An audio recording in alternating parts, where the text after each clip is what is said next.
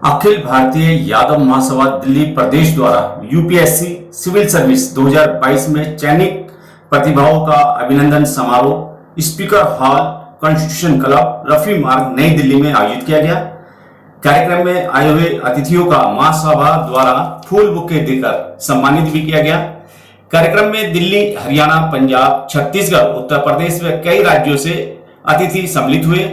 आपको बता दें, इस कार्यक्रम का मुख्य आकर्षण यूपीएससी सिविल सर्विस में चयनित हुए प्रतिभाओं को यादव महासभा द्वारा पगड़ी पहनाकर सम्मानित किया गया, जिसमें निशा यादव, उषा यादव, डॉक्टर प्रीति यादव, शहर यादव, आयुषी यादव, ज्योति यादव व आयुष यादव आदि ही साथ ही महासभा के वरिष्ठ पदाधिकारियों द्वारा चयनित प्रतिभाओं को सम्राट अशोक की लॉर्ड राष्ट्रीय प्रतीक चिन्ह देकर भी सम्मानित किया गया।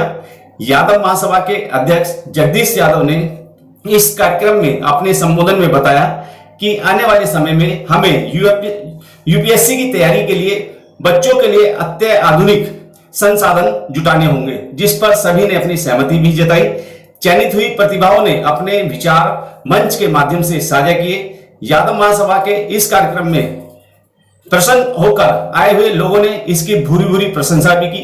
आइए देखते हैं एनपीटी न्यूज इंडिया की ये विशेष कवरेज कॉन्स्टिट्यूशन क्लब नई दिल्ली से। अब मैं चाहूंगा शहर आए और ये अपनी बात रखें। शहर जोरदार ताली बजाए, उतने ही जोर से जितने जोर से भाई बोलता है उसको सुनने के लिए बहुत लोग यहाँ पे वेट करते हैं रोहित को सुनने के लिए। तो जरूरी थोड़ी ना आप उसके सामने आए। धन्यवाद मुझे यहाँ पे इनवाइट करने के लिए, यहाँ पे बोलने के लिए। Thank you very much. और आई थिंक अपने भाई जितना अच्छा तो नहीं बोल सकती हूँ, सिंस वो तो अपने आप में अलग पर्सनालिटी है। I don't think so Rohit Rajveer Singh को कोई इंट्रोडक्शन की जरूरत है, ना ही हमारे फादर को थी, ना ही मेरे भाई को है, और ना ही मेरी मदर को है। जो भी हूँ मैं यहाँ पे, I think it's because of my mother, my brother, my father.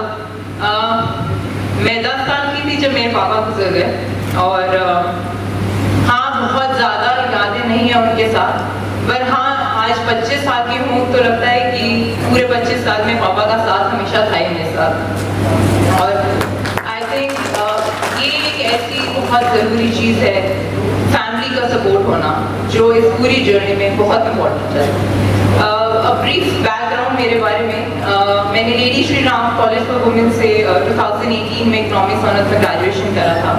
उसके बाद मैं मिनिस्ट्री ऑफ फाइनेंस के अंडर नेशनल हाउसिंग बैंक में नौकरी लगी थी मेरी असिस्टेंट मैनेजर की तरह, जो मैंने 2 साल काम करा है वहाँ पे। और उसके साथ साथ मैंने अपना मास्टर्स परस्यू करा है इग्नू से। तो ये मैं सभी को कहना चाहूँगी कि ज़रूरी नहीं है कि आप किसी भी सर्विस में बहुत ही टॉप रेटेड कॉलेज से आए। आप किसी भी कॉलेज से आए, कहीं से भी पढ़े हो, उससे कोई फर्क नहीं पड़ता जब तक आप अपनी पूरी मेहनत कर रहे हैं। एक सिंस ओपन से था मेरा मास्टर्स, तो फिर किसी तरह का कोई क्लासेस नहीं थी, कोई टीचर नहीं था पढ़ाने के लिए, कुछ ऐसा नहीं था कि पता चले कि कहाँ गलत जा रहे हैं, कहाँ सही जा रहे हैं। जो भी था पूरा 2 साल का जर्नी अपने आप में ही सीखा, समझा और उसको करेक्ट करा। जो मेरी सर्विस है इंडियन इकोनॉमिक सर्विस, वो बाकी सिविल सर्विसेज एग्जामिनेशन से थोड़ी मिलती भी है, थोड़ी डिफरेंट भी है। मिलती आई थिंक बाकी सब लोग यहाँ पे जो प्रेजेंट है वो बता देंगे कि बहुत कंसिस्टेंट होनी चाहिए आपकी तैयारी, मेहनत करनी चाहिए, वो सब कुछ तो नेचुरली बहुत ज़रूरी है। बट डिफरेंट जो है इस एग्जामिनेशन में, इंडियन इकोनॉमिक सर्विसेज एग्जामिनेशन में, वो ये है कि आपको हर एक मोमेंट, हर एक सेकेंड पता होता है कि आपकी कितनी अच्छी तैयारी है। इस एग्जामिनेशन के लिए आपको एक मास्टर्स ऑफ इकोनॉमिक्स होना जरूरी है, ये एक एलिजिबिलिटी कंडीशन है। तो इसके लिए आप जब आपने कोई एक सब्जेक्ट इतना स्पेशलाइज तरीके से इतने सालों से पढ़ा होता है, तो आपको अपने अंदर की कमी, क्या अच्छा आता है, क्या बुरा आता है, क्या सुधारने की जरूरत है, वो आपको नेचुरली अपने आप पता होती है। तो मैं कहूँगी इस एग्जामिनेशन में ये एक बहुत बड़ा फायदा होता है कि आपको हर एक सेकंड पता है कि आपकी कितनी अच्छी तैयारी है, कितनी बुरी तैयारी है और कहाँ इम्प्रूव करने की जरूरत है। दूसरा, इसमें बाकी सर्विसेज से अलग ये है कि इसमें कोई कोचिंग की बिल्कुल जरूरत नहीं होती है। मैंने 2 साल काम करते रही है और मुझे एक दिन नहीं लगा कि मुझे कोचिंग की ज़रूरत है या फिर मॉक इंटरव्यू देने की ज़रूरत है, वो सब कि मुझे कभी रिक्वायरमेंट लगी नहीं। हाँ, हो सकता है कि इंटरव्यू वगैरह के लिए घर पे ही गाइडेंस थी भाई की, तो फिर कभी इतना रिक्वायरमेंट लगा नहीं, बट उससे आई थिंक काफ़ी ज़्यादा इम्पोर्टेंट था कि इस सर्विस की ही मुझे थोड़ी अवेयरनेस हो, जो आई थिंक यहाँ पे आरुषि मैम बैठी है, आरुषि यादव, वो मुझसे पहले, मैं 2022 बैच की हूँ, 2021 बैच के पास सिलेक्टेड है, तो इंटरव्यू से पहले मेरी उनसे बात हुई थी, तो I think I would like to thank you lot ma'am, thank you very much. इन्होंने एक्चुअली में बहुत जेन्युइन हेल्प करी है, मुझे बहुत क्लैरिटी दी है कि कैसे तैयारी करनी है इंटरव्यू के लिए, इस लेवल का इंटरव्यू कभी फेस करा नहीं था, और इसमें किस तरह के सवाल पूछे जाते हैं, क्या सोचना चाहिए, वो सब उन्होंने माइंड से डेवलप करने में बहुत हेल्प करी थी। आई थिंक जो सबसे ज़्यादा इम्पोर्टेंट चीज़ मेरे लिए इस एग्ज़ाम को क्लियर करने में काम आई, जो फर्स्ट अटेम्प्ट में क्लियर हुआ था मेरा लास्ट ईयर, सबसे इम्पोर्टेंट था मेरे लिए ये सोचना कि take one day at a time, कि आज बस पढ़ लो, कल की कल देखी जाएगी। सिंस ये सब एग्जाम्स जो होते हैं, नॉर्मल सिविल सर्विसेज हो गया, किसी और सर्विस का स्पेशलाइज्ड एग्जाम हो गया, सब में बहुत लॉन्ग प्रोसेस होता है, बहुत लॉन्ग प्रोसेस होता है और बहुत टायरिंग होता है, नॉट सिर्फ पढ़ाई करने के लिए नहीं, बट वही चीज़ बार बार पढ़ने के लिए। आई थिंक जो लोग बहुत टाइम से पढ़ रहे हैं वो लोग ये इशू फेस करते होंगे कि एक चीज़ को कितनी बार हम दोहराएं।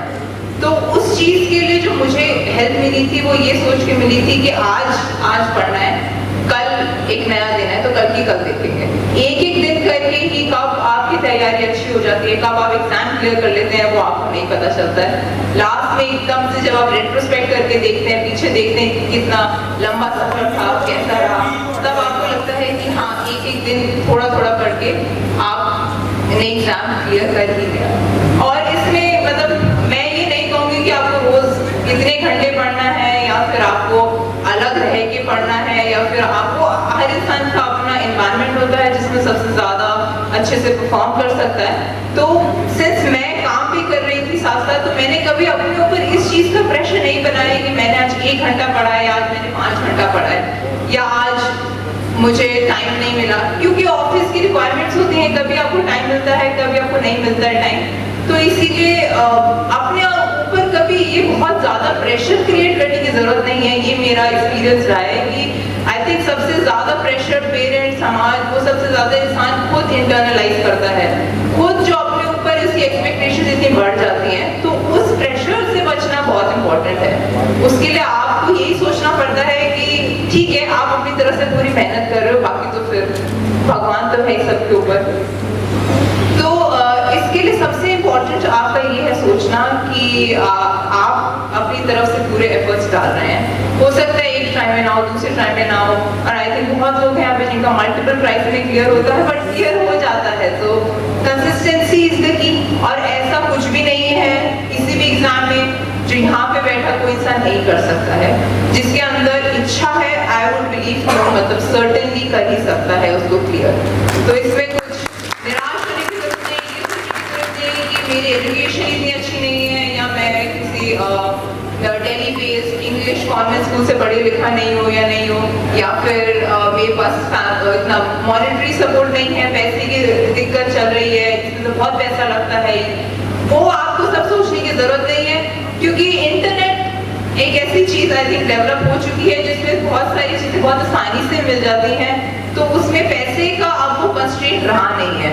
स्पेशली मैं अपनी सर्विस, अपने एग्जामिनेशन पे तो मैं गारंटी से कह सकती हूँ कि इसमें 0 पैसे का इनपुट है, एंड इससे भी बेटर जो आपका मेंस वाला स्टेज होता है, जो रिटन वाला स्टेज होता है, उसमें ये मेरी प्रिपरेशन में मैंने ऑब्जर्व करा था कि हमारी सरकार ने ही कई ऐसे रिसोर्सेज ऑनलाइन क्रिएट कर रखे हैं। जो भी लोग इस सर्विस में इंटरेस्टेड है वो सब उसको ट्राई कर सकते हैं। ऐसे रिसोर्सेज हैं, फ्री ऑफ कॉस्ट अवेलेबल है वेबसाइट्स पे।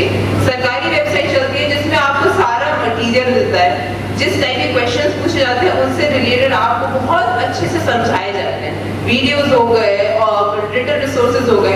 तो मैं ये नहीं कहूँगी कि आपका मॉनेटरी या फिर कोई वैसा टाइप का कंस्ट्रेंट रहेगा, इस प्रिपरेशन में वो आपको नहीं रहेगा। सिर्फ ध्यान सिर्फ यही होगा कि आप उतनी मेहनत करने के लिए तैयार हैं और आप उतने डेडिकेटेड हैं और प्लस आपको अपने ऊपर भरोसा है और अवेयरनेस है कि आपको कितना पता है कितना नहीं पता है। जरूरी नहीं है कि आप जब एक बार ट्राई देंगे तो आपको सब पता होगा, बट इसमें जरूरी ये है कि आपको पता हो कि आपको क्या नहीं पता है, उसी पे ही आप काम कर सकते हैं। क्योंकि वरना तो बहुत वास्ट चीज है कि अगर आप उसमें एक एक चीज देखने जाए कि क्या हो सकता है, क्या गलत हुआ क्या नहीं हुआ, तो अपने पढ़ते टाइम ये अवेयरनेस होना और बिल्कुल आंख कान सब खुले रख के ये देखना कि आपको क्या आता है और क्या नहीं आता है, ये सबसे ज्यादा इम्पोर्टेंट है। बिकॉज 100% मार्क्स उसमें आ नहीं सकते आई थिंक, तो वो भी हो सकता है कभी किसी जमाने में हो जाए इसमें भी 100% मार्क्स आ रहे हैं, बट अभी फिलहाल तो नहीं हो रही। तो फिर सब लोगों को थोड़ा बहुत ही पता है, जो भी लोग क्लियर कर रहे हैं किसी को सब कुछ तो नहीं पता ना। पर ये कि जितना आपको पता है वो आपको बहुत अच्छे से पता है, इतना अच्छे से पता है कि किसी और को आपको जितना अच्छा नहीं आता हो, ये आपका एम होना चाहिए। और मैं बस इस बात से कंक्लूड करना चाहूंगी कि एक और बार सबको बहुत बहुत थैंक यू यहाँ पे इन्वाइट करने के लिए, हमको सम्मानित करने के लिए। एंड आई थिंक मैं तो फर्स्ट हैंड एक्सपीरियंस कर चुकी हूँ कि हमारी कम्युनिटी का सपोर्ट कितना इंपॉर्टेंट होता है क्लियर करने के लिए, कितना इंपॉर्टेंट होता है मेरे ब्रदर के लिए भी, मेरे लिए भी, एंड इनफैक्ट हमारी पूरी फैमिली के लिए भी, जब पूरी कम्युनिटी साथ रही है। That is very very very commendable. Thank you very much.